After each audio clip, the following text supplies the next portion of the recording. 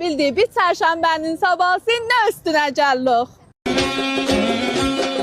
Yurdumuza bahar gelir ayeller, Novruz bayramınız mübarek olsun.